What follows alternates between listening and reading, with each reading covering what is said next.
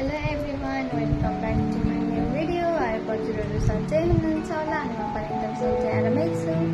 New day new ब्लगमा फेरि पनि आइसके।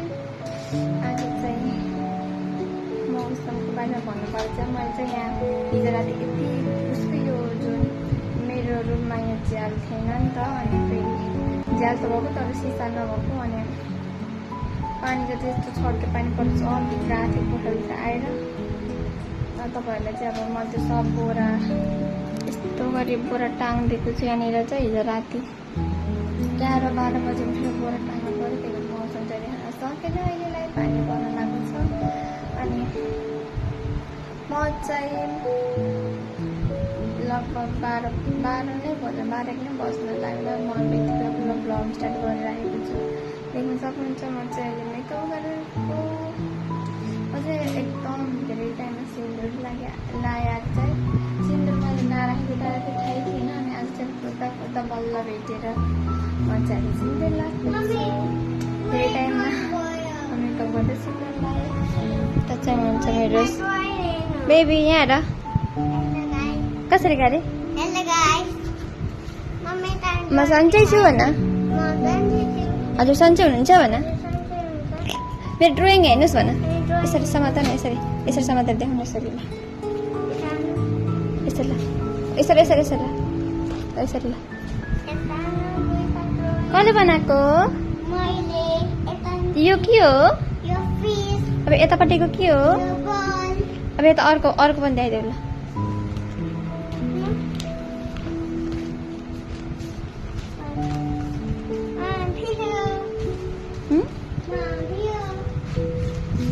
देखाऊ छिटो छिटो छिटो। यहाँ देख्न सक्नुहुन्छ कसले बनाएको फ्लावर? कस्तो लामो छ है अन्त। ल अब फ्लावर लेखस्, नाम पनि लेख्नुपर्छ, फिस पनि लेख, त्यहाँ पेन्सिलले लेख। देख्न सक्नुहुन्छ यहाँ चाहिँ मोमो बनाउनु पर्यो, चना छ यहाँ ससर, अब यो सबै सामान म चाहिँ अब माथि जान लागेको। अब मोमो चाउमिन हुन्छ, अब सब थोक बनाएर आज चाहिँ पार्टी हुन्छ हाम्रो। भाउजूहरू जानुपर्छ उहाँको लागि, अब हामी चाहिँ जानुपर्ने हुन्छ। अब एकछिनमा भेटौँला। गोलु तिमी कहाँ हिँडेको? कहाँ गवादी होइन मैले जो देखेर नि बिस्कुट।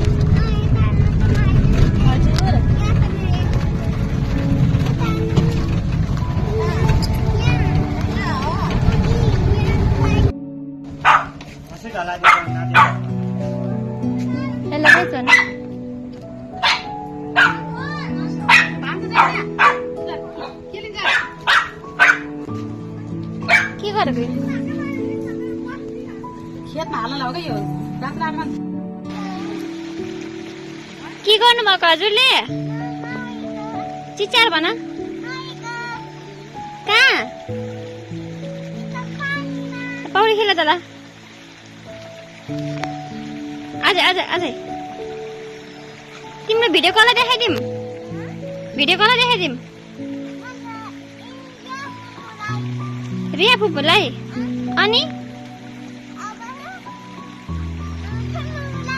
अनि अनि बाबा छैन?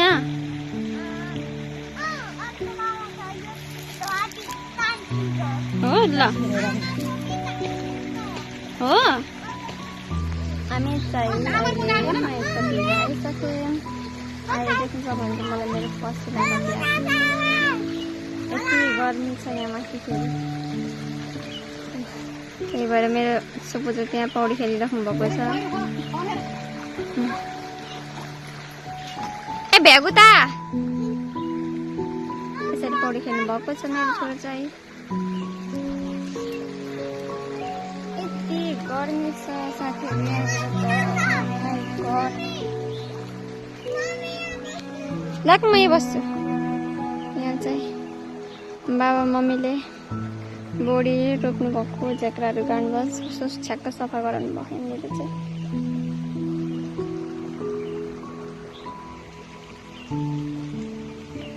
काम गर्दै हुनुहुन्छ बाबाले। यतातिर अर्को सुपुत्र छ यहाँ। कुरी कुरी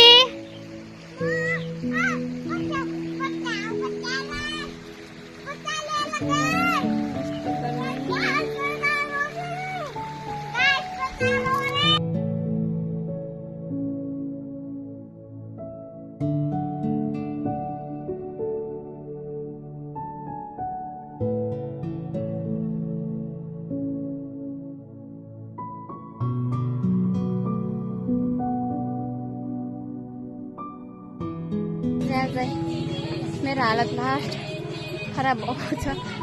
अब आज चाहिँ मैले भनेको थिएँ अघि न पनि हाम्रो अब पार्टी हुन्छ चाउमिन र मोमोको भनेको।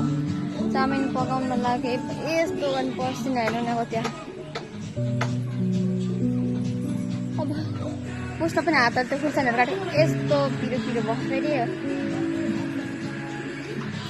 यहाँ फ्रोजन मोमो लिएर आएको अनि फेरि ल्याएको एकैछिन त्यो कि फ्रिजमा राख्न पनि बिर्स्दो रहेछ। त्यसपछि फेरि एकछिनमा फ्रिजमा राखेको फेरि त्यसमा फेरि त्यो फ्रिज पनि नचल्यो कि खासै नचलेर रहेछ फ्रिज पुरै मोमो त पुरै पग्लिएर कस्तो भयो कि त्यो मोमो यस्तो राम्रोसँग राख्नु त यस्तो मजाले खानु होला भनेर पुरै जमेर कस्तो भयो। महँगो देख्न सक्नुहुन्छ यहाँ चाहिँ मोमोहरू यस्तो भएको छ नि पुरै जमेर बेलामा।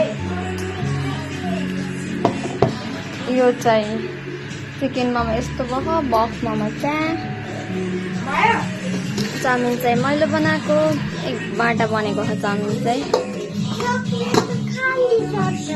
मान्छेले ल्याइसक्नु चक्लेट खाएर अब मोमो चाहिँ अब पकाउनु मिल्दैन त्यही भएर चाहिँ मान्छेले फ्राई गर्न लाउनु